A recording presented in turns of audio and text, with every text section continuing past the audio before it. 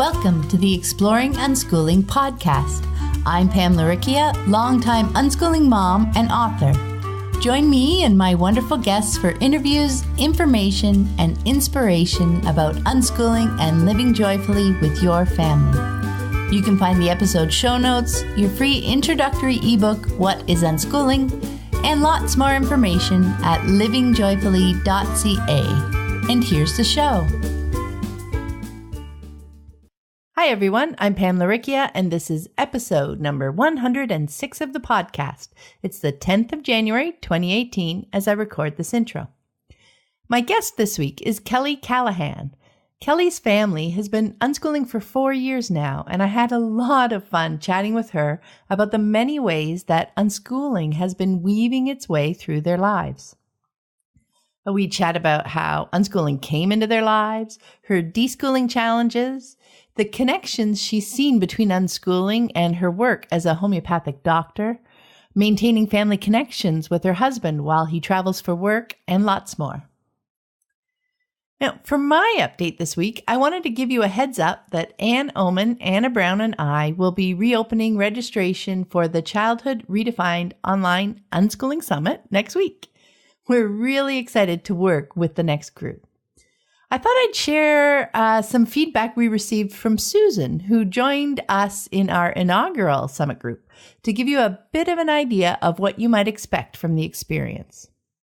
She shared, "The summit online workshop was a very deep dive into discovering, accepting, and celebrating who I am and who my children are. Pam's podcasts, online discussions, and unschooling conferences have been incredible tools for me to understand myself, my child, and unschooling, but this summit is the only place where I have been held by the hand as I worked through those feelings and beliefs that limit my growth and hinder unschooling. It was especially helpful to have the 3 different voices, each with their own experiences and strengths, sharing their own perspectives of what it is like from the summit. I did a lot of healing of myself and my own childhood experiences that is so necessary for being able to see and appreciate my son for who and what he is. And the experience and the 3 of you have inspired me to just go for it, embrace possibilities, and believe in myself, my family, and love. The format was great, allowing me to move along at my own speed when I had time. Your quick and thoughtful responses to our questions on the FB page were very helpful. Since we are all moving at our own pace and the whole thing was stretched out over a period of time, we had opportunities to ask about things that came up as they came up. I would have loved to meet everyone in person, and obviously we miss out on something by not being together physically, but this extended time frame to go over everything and ask questions is an advantage that would not be available in an in-person format. So registration for the next group, or expedition, because the summit metaphor fits the experience so beautifully, opens January 18th until the end of the month. If you'd like to learn more about it, check out our website, childhoodredefined.com, and sign up for the mailing list to stay in the loop. Next, I want to send a huge thank you to everyone who has chosen to support the show on Patreon. And a big thank you to Heather Struve and Tara McGovern for upping their pledges this week. Thank you, thank you. It's hard to put into words how much your support means to me, to know that you're finding the show helpful on your unschooling journey. And I wanted to share a few notes about Patreon. First, I wanted to mention that last month, Patreon reversed their proposed change to the pledge processing fees. So if you choose to support the show for a certain dollar amount, that's all you pay, full stop. Second, I've changed the next goal.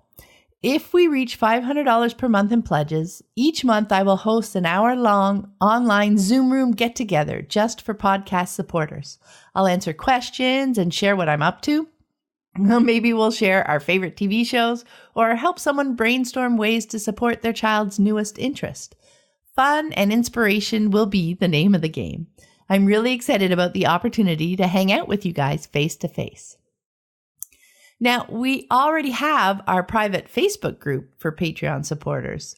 That's where we chat about the episode each week. People share any thoughts or insights that were sparked as they listened. Sometimes they'll suggest guests and topics. And depending on what level you choose to pledge at, you may receive free copies of all my unschooling books, including new ones as they are released. Speaking of, I'm getting really close to sending them an advanced copy of my next book, The Unschooling Journey. So if you'd like to support the show on Patreon, even for as little as $1 a month, check out the Exploring Unschooling page at patreon.com. That's patreon.com/exploring unschooling. And third, I wanted to share a couple of recent reviews of the show that have been posted on iTunes. One listener wrote, "This podcast has helped me tremendously explore a world I had no idea about while I was wrestling with the idea that I was actually unschooling. It has helped me put on a new set of glasses of how I view my relationships, not only with my children, but how I view myself as their mother. I was able to see us in these interviews and Q&A. For that, I say thank you." And another shared, "This podcast has been a huge catalyst for my own unschooling journey with my children. It's a new world for me, and this podcast has been a peek into a world that I previously did not know existed. I am so grateful for all the insight and information, as it has radically changed my family's life forever." And that is the point, to share unschooling information and inspiration with anyone who's curious to learn more about this amazing lifestyle. Thank you both so much for sharing how the podcast has impacted your family's lives. So whether you support the show on Patreon, take a moment to leave a review in iTunes, or just listen when you get the chance, I'm thrilled that you're here exploring unschooling alongside me and my guests. And next week, I'll be sharing a few highlights from last month's survey. I received 336 wonderful responses, and I'm in the middle of going through them all to get to know you guys even better. I'm excited to share what I learned. Now, this week's quote is from our guest, Kelly. "The things that challenge me are never the unschooling. It's really because I'm super attached to something, being some way or some idea I had about it." This was such a great observation, and something I think we can forget when we're in the thick of our unschooling journey. It's so easy to, quote, blame unschooling whenever we're feeling challenged because it's likely the most unconventional thing in our lives. Our children don't go to school. But I think so often it's that living unschooling inspires us to grow as human beings, to strive to be the kind of person and parent we want to be. And so often it's in that fundamental personal work where our challenges lie. Who do we want to be? How do we want to be in relationship with our children, with our partner? What expectations and fears are getting in the way? Soon enough on the journey, the challenges are not about the unschooling, which explains why Anna's session in the summit is called "It's All About Me." Wow, I love it when things come full circle. But that is enough from me. Let's get on to my conversation with Kelly. Hi, everyone. I'm Pamela Rickia from livingjoyfully.ca, and today I'm here with Kelly Callahan. Hi, Kelly. Hi, Pam. Kelly and her family have been unschooling for 4 years now, and as unschooling weaves ever more deeply into their lives, I'm really excited to chat with her about the kinds of connections that she's seeing. So to get us started, can you share with us a bit about you and your family? Yeah, definitely. So we are a family of 4. There's myself and my husband, Kevin, and our daughter, Raylan, who's 14, and our son, Liam, is 11. And I grew up here in Maine, but I went out to California to go to school, and that's where I met Kevin. And we lived out there until my daughter was 3 months. And then at that point, he felt ready to move to Maine. So we drove across country, and we've been living in Maine ever since. That is very cool. That's moving by car with a 3-month-old. That was a bit of a challenge. Yeah, one of us was always in the back seat, and I mastered the hangover nursing technique. And But she was great, actually. We took about a month, so we had a lot of time and stopped to see friends along the way. And Oh, wow. Yeah, that sounds yeah. awesome. So how did you discover unschooling, and how did your family's choice to move to unschooling come about? Yeah, it's interesting. I feel like our process was, you can always go back and see the stirrings of where it started once you're way far ahead. Yeah, yeah. But I actually, well, I have a teaching credential. I did teach, but I really got into teaching through like wilderness education and experiential education. So I was always kind of more interested in the alternative forms of education.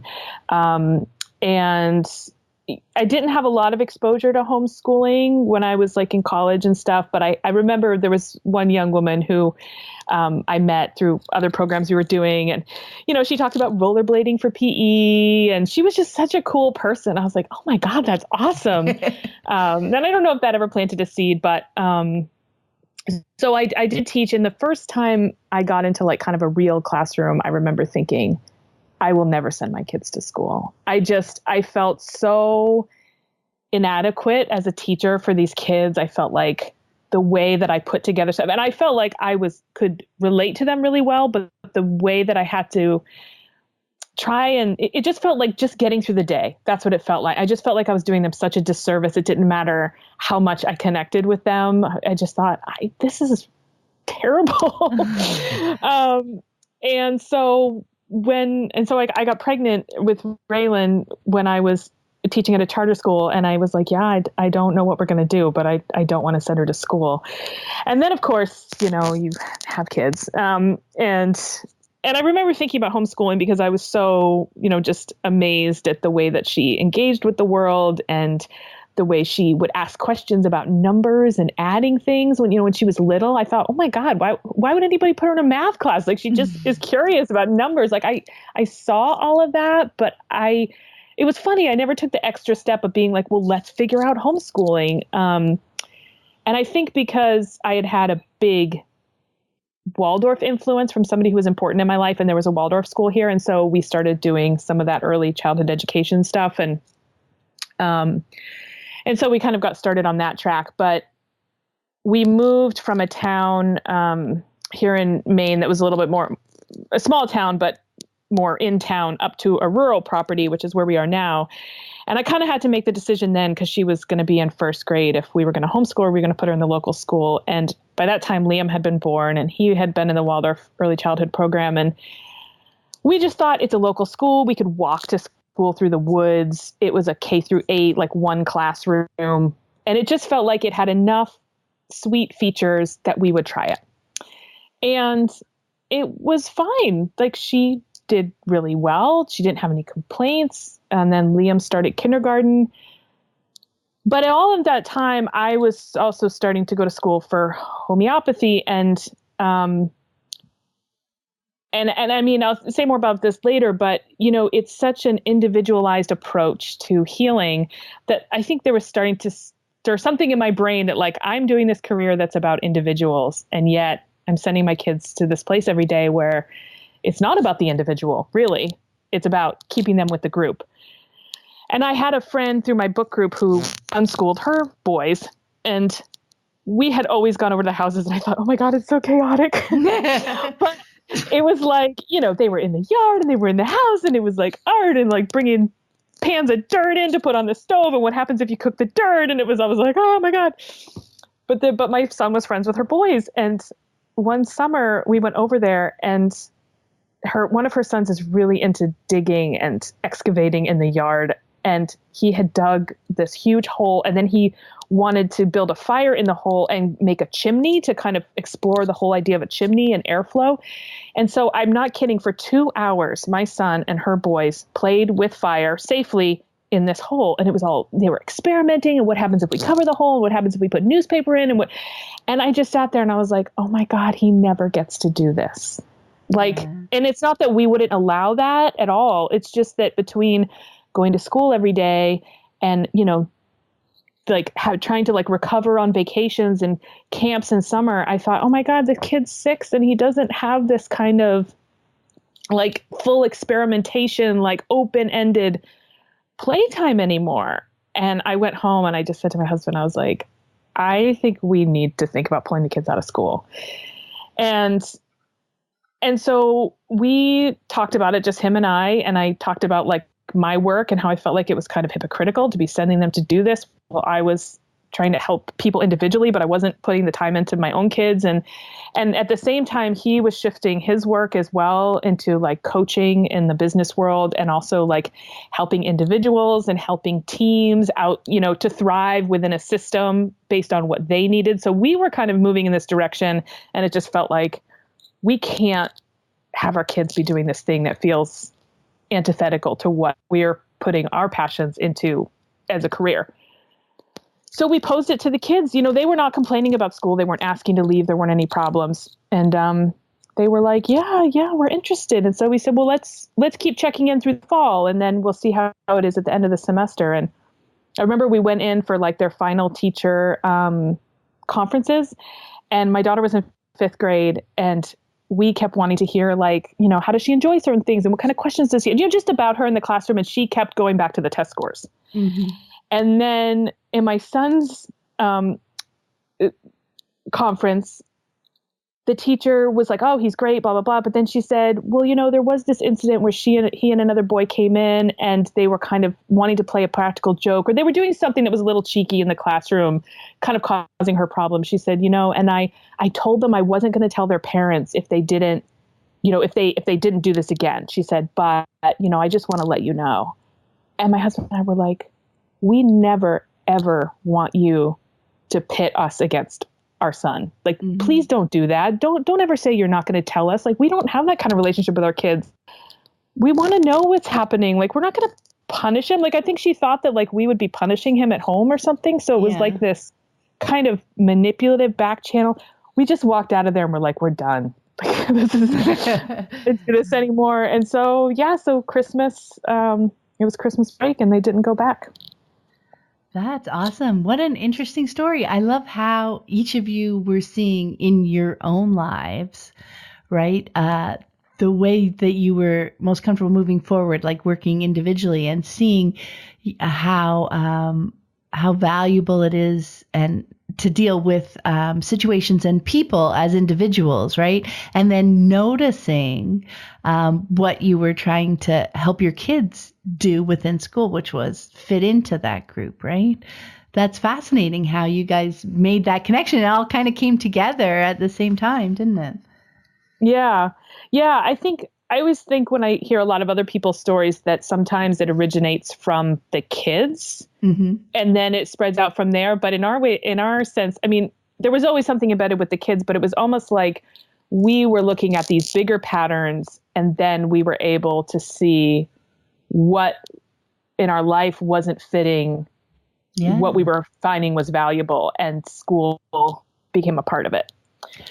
That's fascinating. I really found that really interesting because you're right. So often it's kids who are having trouble and us as parents are trying to figure out a path forward, and that brings us there.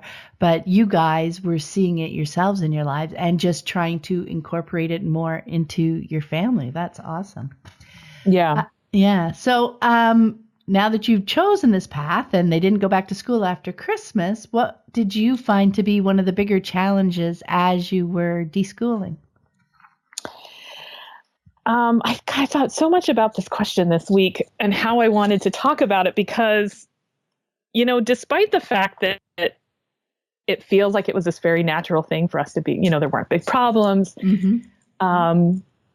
It has been really challenging for different reasons. And so it's been fun kind of sorting through those threads and being like, because it's not, I can't just say there's been this one thing that's been challenging the whole time.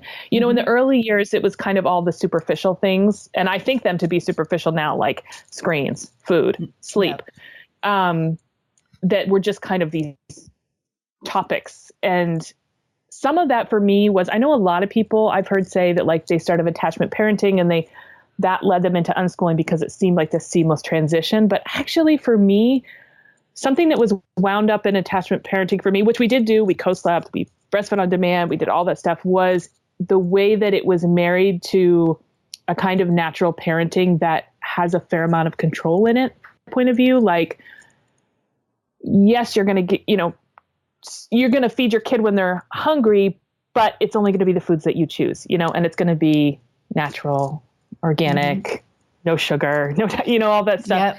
Yep.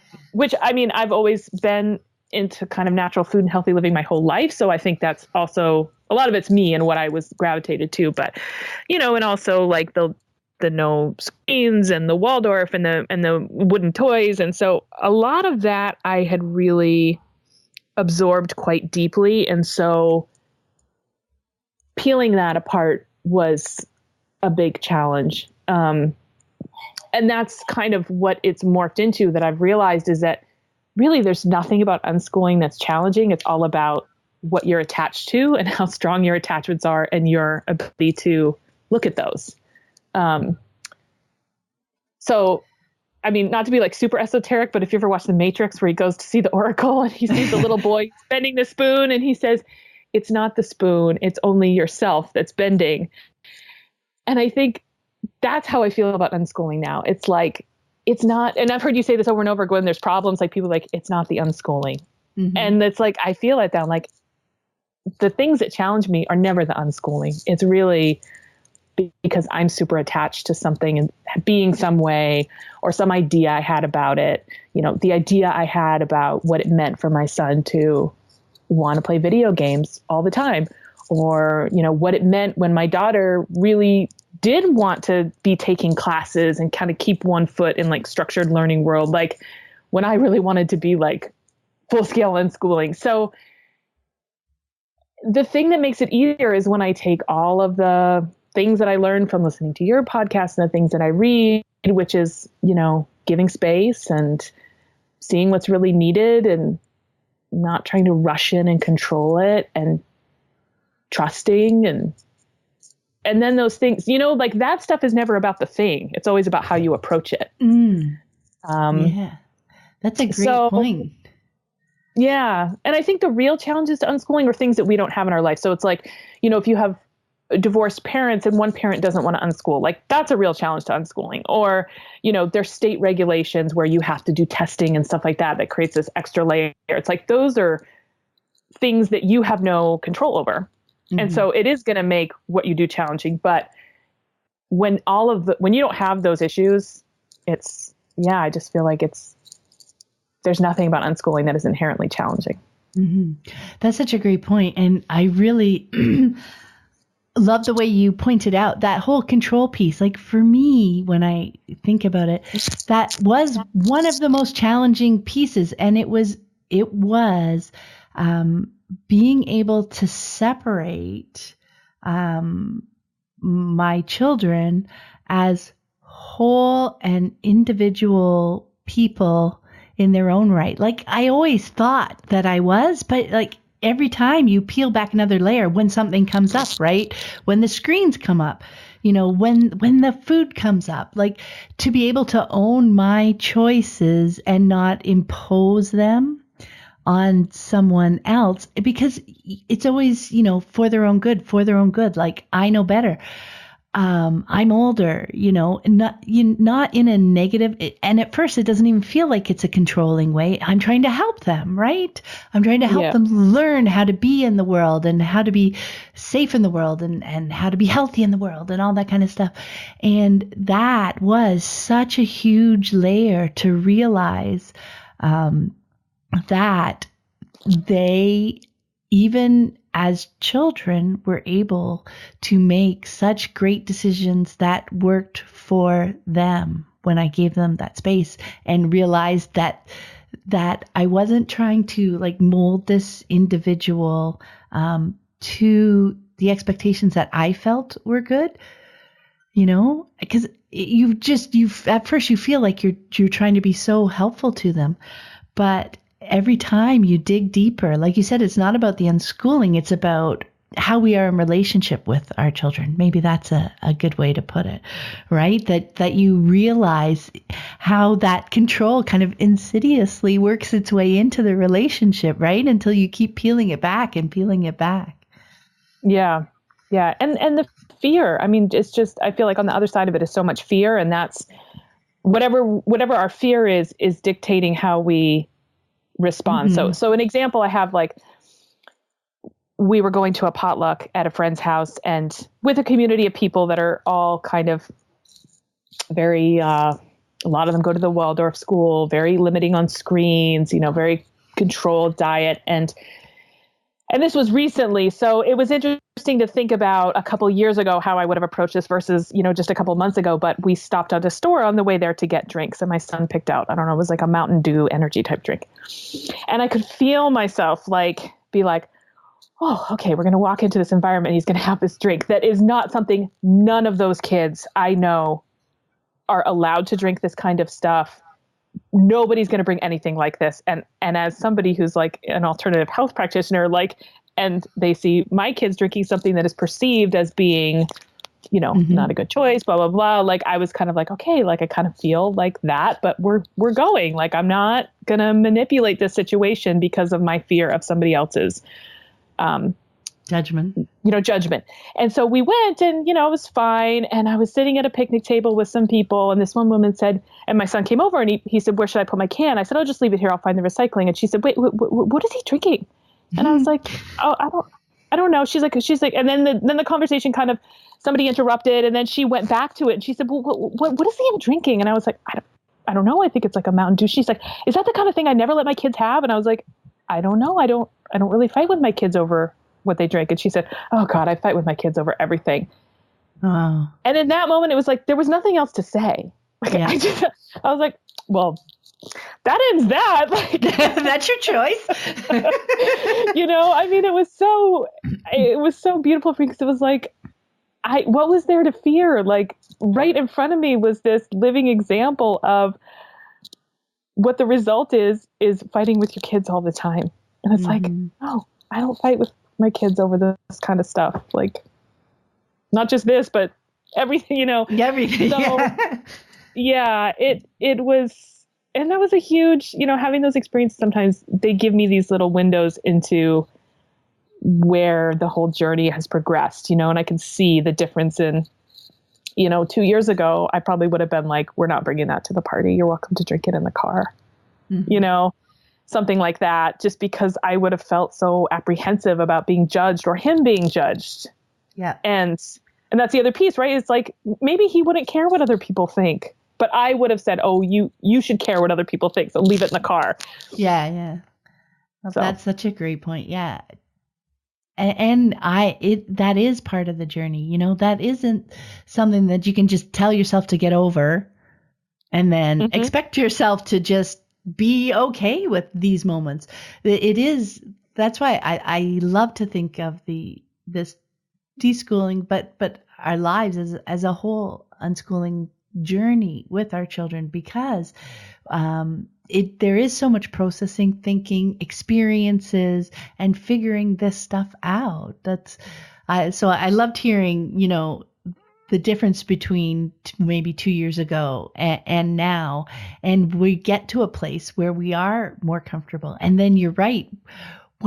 That's another thing I love, when you're totally comfortable just living our lives out in the world, you get these little glimpses, right? Because people are like, hey, that's different. That's different than what I expected. And you have little conversations and you get insights like that also reinforce and inspire us as well to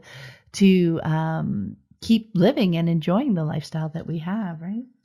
Yeah. Yeah. And I wonder if sometimes the whole concept of deschooling, people always feel like it should be done sooner, but I wish there was another word that encompassed the idea that it's not just the subject, because deschooling makes it sound like you're just kind of getting used to what learning looks like outside of school. Yeah. But really it's like a desocietizing.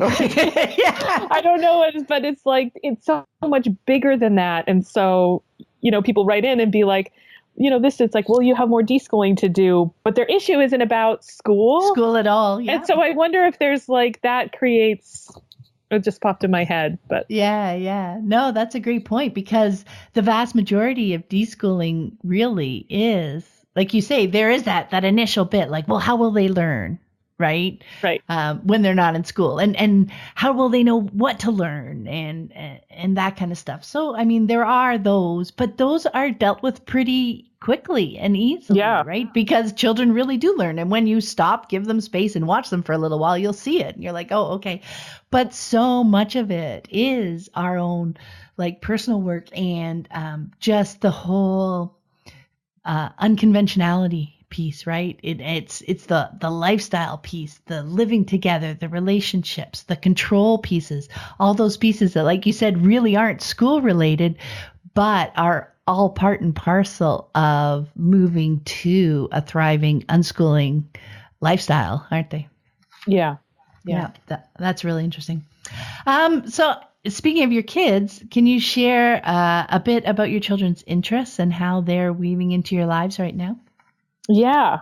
So, Liam, my youngest, who's 11, right from the get-go, he's been very interested in, computers and games. And it's fun to think back, like when he was really little, we got him like my first digital camera thing. And but he actually never was interested in taking pictures. He just wanted to play like tic-tac-toe when he was like 3. So, he got super deep into Minecraft, and that's really, we built a gaming computer and we've gotten into consoles. And so he does a lot of gaming, and it's been so cool to just embrace that once I got through a lot of the muck that I had to disassemble for myself around it. And, to hear him like play Overwatch and take a leadership role with people he's never met before. And there's adults on the call, and he's, directing this whole team and, things like that to, he'll find games that really meet an interest. So he's gotten really into cars lately. Might kind of run in the family. My dad was always into cars. When I was growing up, we had every kind of car. He buys cars and sells cars and fixes them up. And so he's recently gotten a game where you build motors. And you buy a car and it's called Mechanic Simulator, I think. And you can like rebuild the car, and you have to go and buy the parts and work within a budget and then resell it and swap out parts and stuff. And so, we don't have a mechanic shop here at the house. And so it's a really accessible way for him to start getting his hands on the idea of motors before he can go hang out with my dad and do it for real. But another big passion of his is mountain biking. He and my husband do this together, downhill mountain biking. So like taking the chairlift up like ski mountains. And so they do that a lot. They drive pretty far to go to a place in New Hampshire called Highland. That's like his home away from home, and jumping, and it's just crazy what they do. So loves that. And he's kind of a spiraler, like things come around and then they go away for a little bit, come around. So cooking and food has always been of interest to him. And it's interesting. It's been a huge part of his life, but he's never actually wanted to like get his hands on actually cooking until like just recently. But for years he's been watching cooking shows, and it's just so fascinating to see the different ways that an interest emerges, and it's just a spectrum that you can be interested in something instead of like actually doing the thing, and how that's like, it's still so valuable, all the ways that you explore it. And then to have it come around and it's like, okay, now he's ready to get in the kitchen. So it's really cool. And he loves music and listens to audiobooks. And so that's him. And my daughter, Raylan, is 14, and she's always been, when she left school, she said, I'm going to learn everything through music. And pretty much she decided to go to high school this year because there's a performing arts charter school that she had the opportunity to go to. So she's been doing that. But in the 3 years that she was out, she has continued playing fiddle and violin. She did cello for a little while. She's singing lessons, piano. She self-taught guitar. She just really went deep into music, and that's been really cool to watch. Since she and my husband play together, she plays fiddle and he plays guitar. And she's super creative. She loves to knit and spin and cook and sew and just create all kinds of different stuff. but she's always kind of kept one foot, like she wanted to be involved in the co-op that we have here, and she would teach some classes and she would take a lot of classes and she would do online classes. And I always thought it was interesting that she kept returning to classes. But what I've realized is that she has a huge interest in people and also in her own sense of kind of leadership, and I think exploring like who she is in relation to other people. She's taking a psychology class right now. And so, in hindsight, it's like, wow, like doing those classes wasn't only just for the class. It was also, I think, part of this interest of exploring who she is in a group, but doing it on her own terms, not having to do it, go to things she doesn't want to go to, be under somebody's structure, it's all self-chosen. But I never thought of it until recently as an interest. Mm-hmm. That's a great point. Yeah. That there's something she's exploring through that. It's not like, well, I don't know any other way to do this, so I'm just going to take a class. Like that isn't what I think it's about for her. I think it's about like, there's something she gets from being in that group and feeling out those dynamics that is a huge interest to her. Yeah, that well, like you said, the big piece is that it's a choice, right? That she's choosing these and to notice that pattern that she's choosing that kind of environment is really fascinating, right? I mean, it could be that that is the kind of environment in which she likes to engage and learn things, right? But also, like you said, that just might be the kind of environment just in which she thrives and likes to kind of explore, like you said, relationships and the social dynamics and how and the leadership side of it, how she engages with people. So she gets that piece on top of whatever the interesting topic is to her of the subject of the course, right? Yeah. And it's like, it's moved too. So like it started out like in our homeschooling co-op, and she had friends at school, but I would not say that she found like a group of kids or that she really like clicked with. And that is so interesting, all the socialization things that didn't happen for her until she started homeschooling. Yeah. And that's when she met, a group of, with some of her best friends now. And she was, it was all about socializing and being with these kids for a couple of years. And then she does this camp in the summer called Village Harmony, where they put together a program and they sing all these international songs and they tour throughout New England. And that's like this whole other experience where, they're staying with host families and you're in this tight knit group 24/7 for 3 weeks. Like she loves that. And then there was a point as she got older where she was feeling like she was kind of ready to move on from her homeschooling group into the extent that she was. I mean, she's still very good friends with all of them. And something like high school started to look interesting. So it's like, you could just see her kind of like, okay, I've experienced this, like I get this dynamic now. I've gotten what I need from it. Now I'm ready to get this next thing, but in terms of being with people and being with a group. And,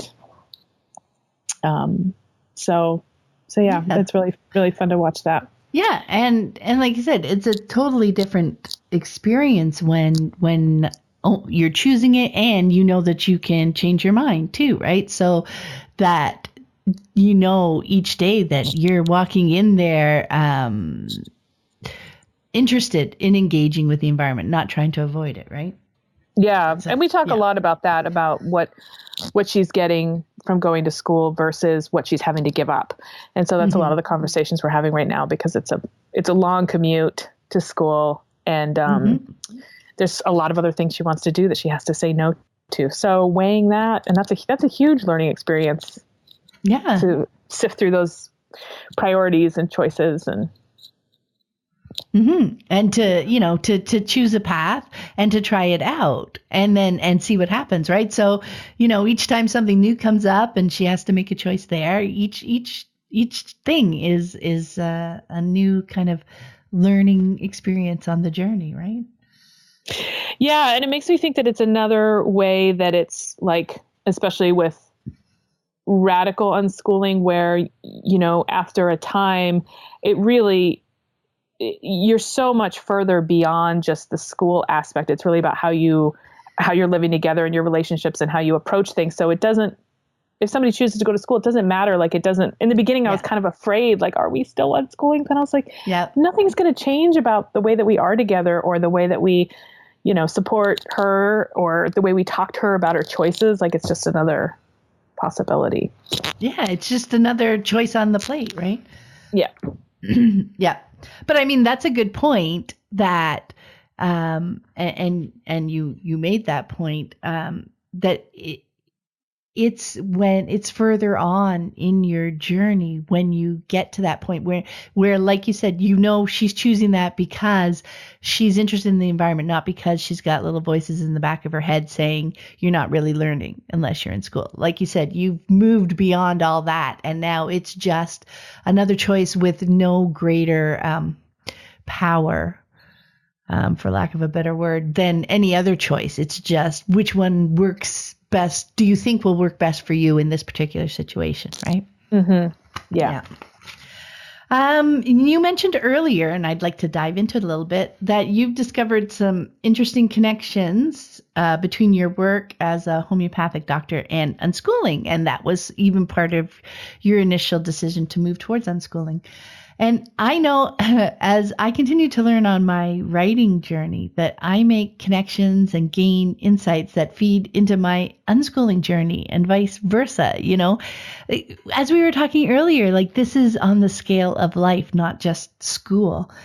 And it seems like when I go deeper into one, it takes me deeper into the other. Like, I just had a great big insight in a writers group that I was in, and something someone said that was totally related to writing, but completely relates to what I learned further on in my unschooling journey. Mm-hmm. So I think that you found that as well, and I was hoping you could speak about that a little bit. Yeah, for sure.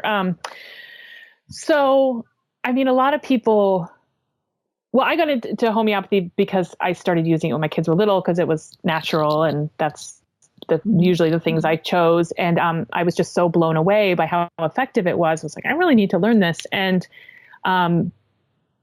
what's interesting, one parallel is that, and this actually happens to a lot of people that I've talked to, is you kind of see the impact of homeopathy. Maybe you've tried it for flu or something like that. And so you want to learn more. And it isn't until you've actually committed to getting into a program and you're deep into study that you realize how deep it is and how expansive, and people are kind of blown away. It's like, I had no idea this is what we're doing, because it's such a dynamic and deep medicine.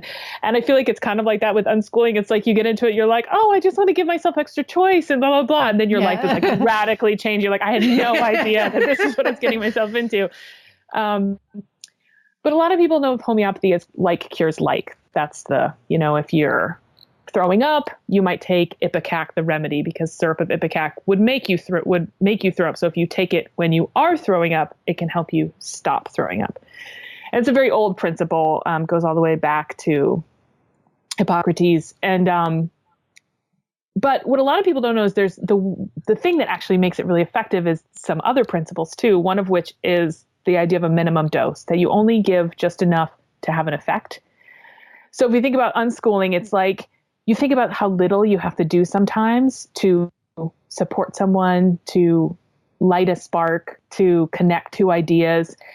And, the way schools do it is like, okay, we're going to throw the American Revolution at you for 9 weeks, whereas one comment in a show or one, something that comes up on the news can totally snowball into this huge, amazing interest, but it starts with something very little that just happened to hit the right chord. And that's exactly what we do with the remedies. We just give just enough to stimulate the susceptibility, the interest, that's already there.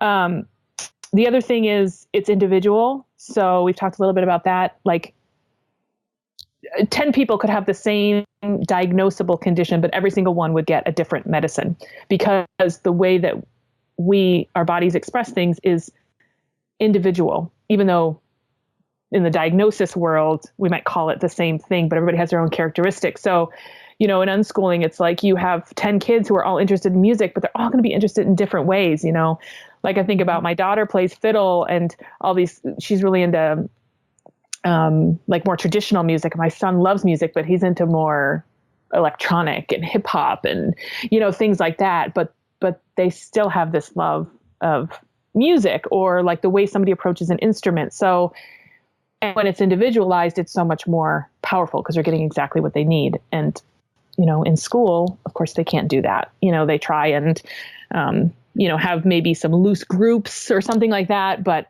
really, you got to keep up with the group. And then there's an idea of totality. So it's like if somebody comes in with just kind of, maybe they have stomach aches, when I'm talking to them, I'm going to talk about everything about their life. What are other symptoms they have? What are dreams that they have? How is their sleep? How is their appetite? Like, we don't chop the person up into just, well, I'm only going to treat your stomach. It's like, no, that's what your stomach is doing, but your stomach is not separate from the rest of your whole body. So we treat the whole person. And, with unschooling, it's like we look at the idea of everything is connected. Mm-hmm. We don't isolate subjects. We don't, say, well, you can only learn math through doing equations, like it's all, there's a totality to it all. Mm-hmm. And then finally, there's the idea of dynamism, of kind of that the healthier we are, the more dynamic we are, the more able we are to be flexible and to change course. And so, somebody who maybe goes out in the cold and they always get a sinus infection, as they get healthier, they will be less inclined to do that because their body has figured out other ways to adapt to that challenge. And so it's like, I think the same thing with unschooling. It's like, we can be flexible, it's like, it's all about somebody's interested in something and this doesn't work. Okay, well, let's try it this way. Let's try it this way. Like, how can we meet the needs? Not, here's a rule. Mm-hmm. So, those kind of four things, giving just enough, looking at the individual, but considering the whole, and, that you're going for the maximum adaptability and dynamism. Like, I just see those as being so on point. And so much of what doesn't happen in schools, and also in like the conventional medical world as well. I kind of look at the school system and a lot of conventional medical approaches as similar because everybody gets the same treatment often and that kind of thing, which is not to say that in those systems there aren't people who do very well, because of course there are. Mm-hmm. So it's not about like saying, that's all terrible and doesn't work, because for some people it does work, but it's limiting,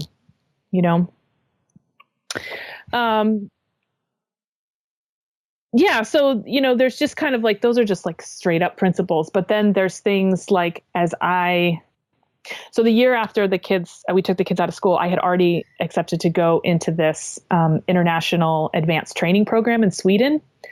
So 3 times a year I went to Sweden for a week, and that was challenging, trying to cover, get the support at home while I did these trips. But it was so interesting to be diving deeper into this, this modality and this practice of homeopathy, while at the same time I was diving deeper into unschooling. And there were so many times, like you were saying with your writing group, like where I was sitting there listening to, a lecture or class, and I would be like, oh my God, this is totally what I just read on this whole thread. And this is what Sandra and all these people and like the crossover, just in terms of like, it's really about what makes life thrive.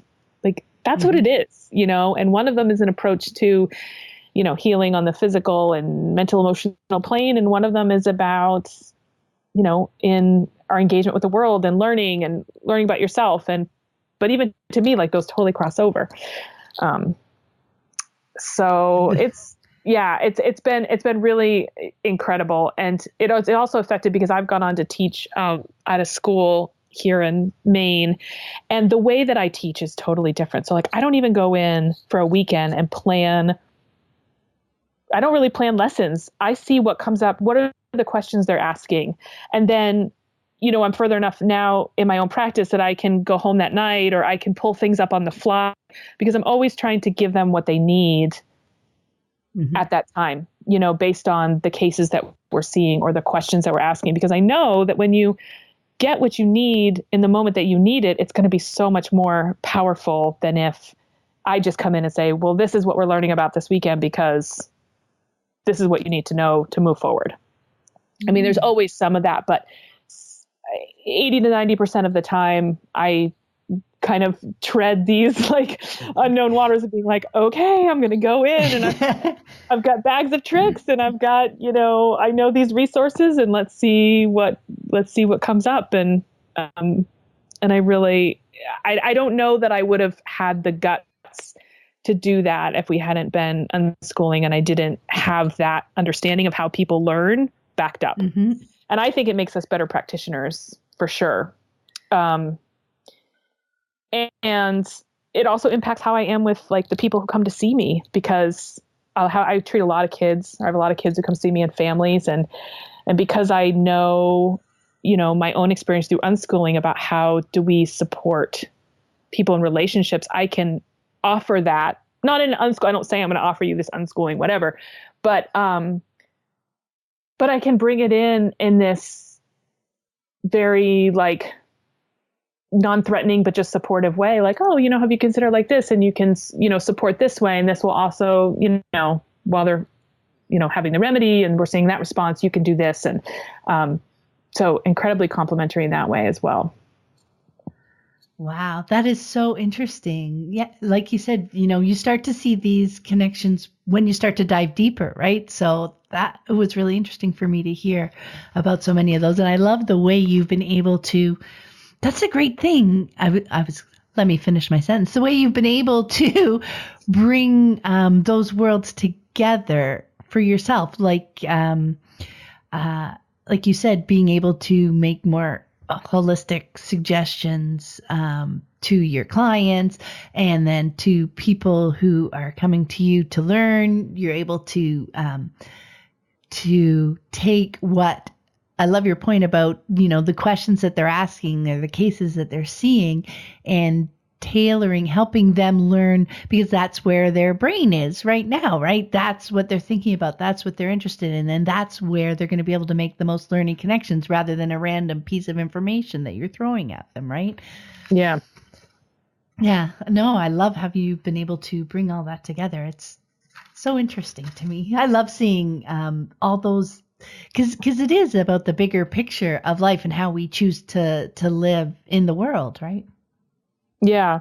And my husband has really seen the same thing in his work. I mean, he works in the corporate world and, he's going into these very bureaucratic, entrenched systems, but he also went to graduate school when I was going to school, busy several years. And he got his master's in positive organizational development. And it's all about finding what is working and let's expand from what's working.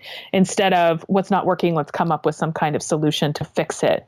So, his work is really about talking to people and finding out what their experience is and getting people to actually talk to each other and hear each other. And so we have lots of, I can't explain his work as well as my own, but we have a lot of conversations as we, talk about unschooling and we talk about what we see the kids doing in our own work. And it's like, they just all seem to be resonating on the same plane. And I think it's because these are not, like, these are truths. They're things that are like the way that things thrive. It's not about any particular discipline. You could even look at, like, I was thinking about, conventional versus organic agriculture, again, where it's like one of them is just, this is what plants need. Let's just give it in mass, we're just going to spray everything. We're just going to do monoculture. And the issues that result from that versus, an organic approach where you're like, well, let's see what it actually is needed. And let's just give enough for what they need and the plants need. And let's, it's like you look at something to see what is actually needed. And just, again, it's that individuality and the totality, and you just give enough and you have a thriving situation, as opposed to the mass, everything gets the same. Mm-hmm. Yeah, no, that's great. I love that. And as you mentioned, these are truths about being human and living and making choices. I love the way you're seeing that in just so many different disciplines. And speaking of your husband, I understand that he's been traveling a lot with work. So I was wondering if you could share your experience with keeping him in the loop and plus your trips to Sweden, right? And maintaining connections with the family while he's away. Yeah. So it was definitely a shift. One of the things that enabled us to move both to Maine and up to where we are kind of rurally is that he worked from home actually from the time Raylan was born until I guess maybe she was 10 or 11. So he was really very intimately involved in, all their baby and toddler and preschool years and stuff, which was fantastic. So it was a big shift to having him travel more. And we've done lots of different things. He's done everything from when he stays in hotels last winter, he and Liam were playing tons of Overwatch together, and they had like the same team that they would meet up with.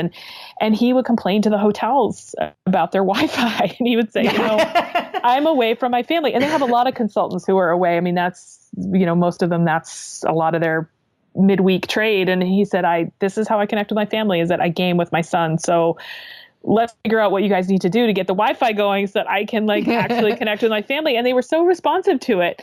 We'd have people be like, oh, that's so cool that you keep in touch with your son that way. And so, there's things like very specific things like that. And then of course, the kids have their own devices. So they text him and we're not really big phone people.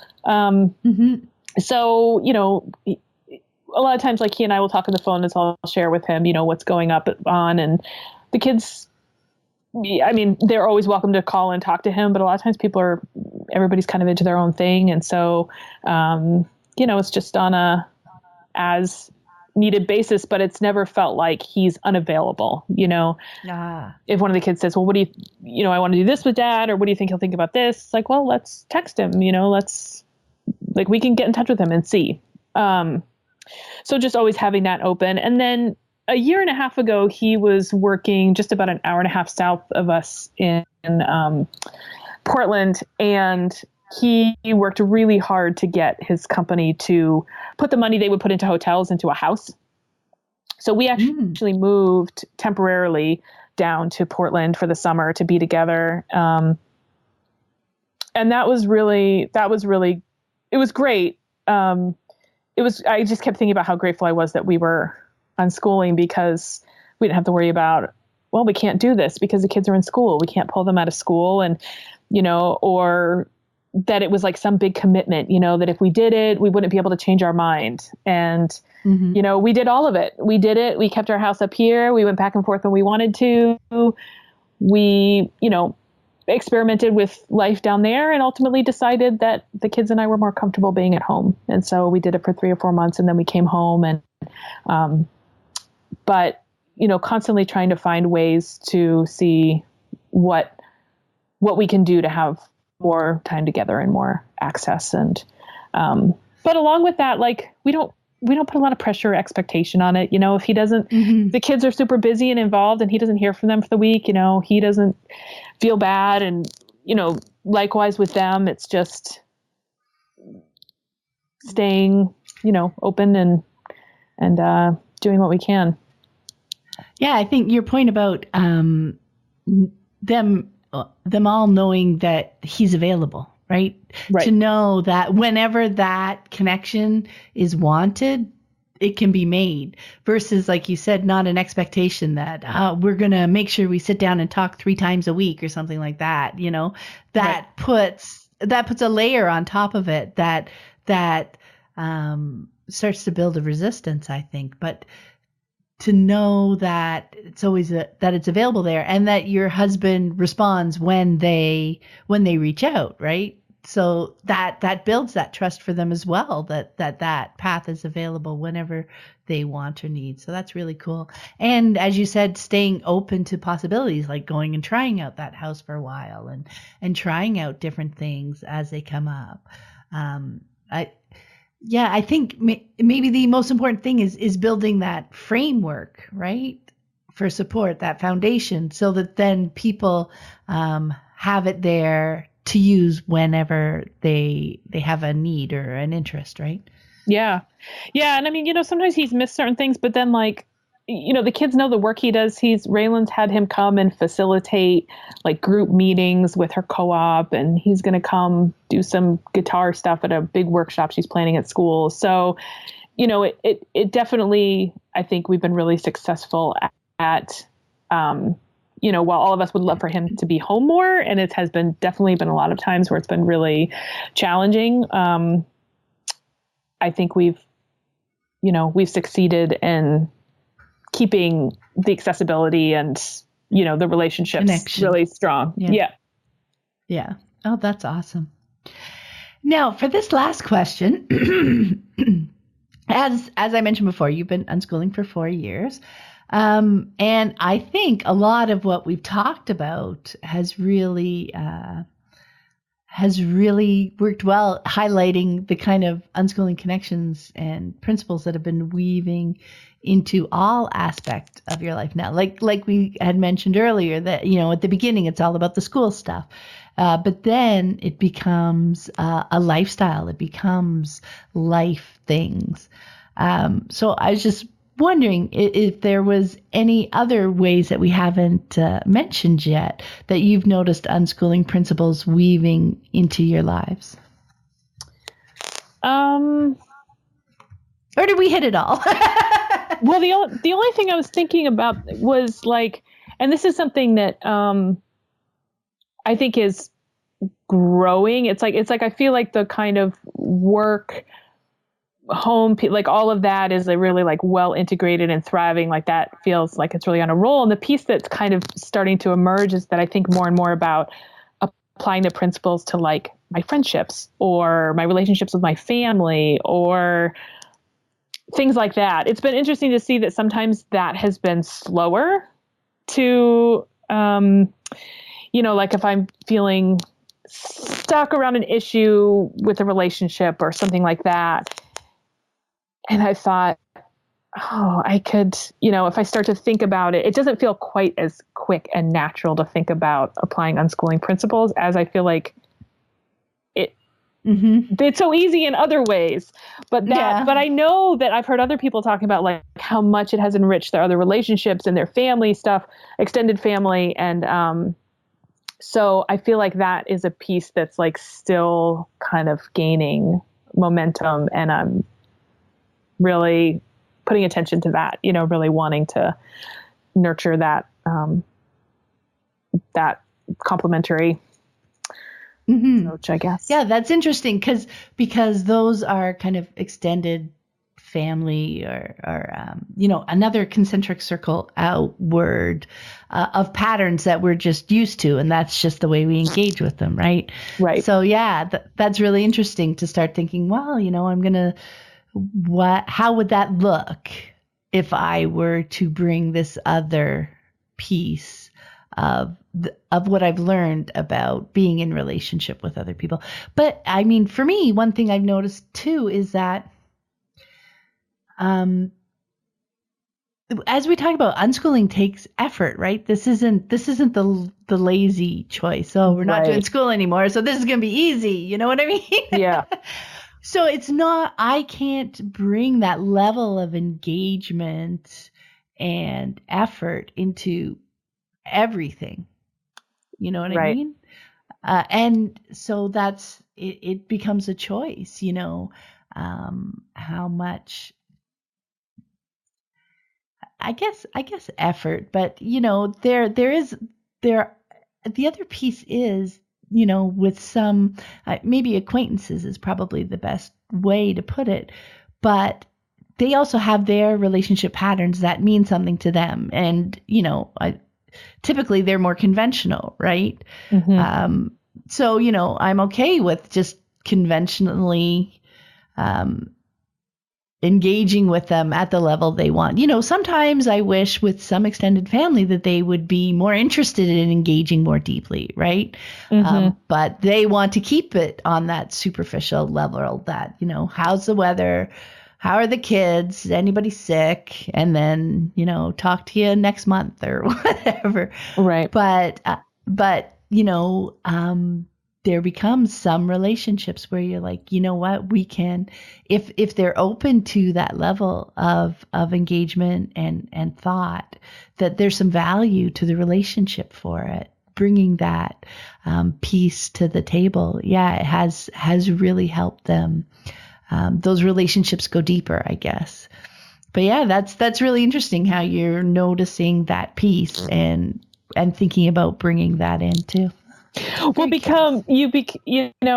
more radical unschooling makes your life flow smoother and easier, those pieces where it's not become more obvious. Noticeable, right? Yeah. Hey, I want this over there too.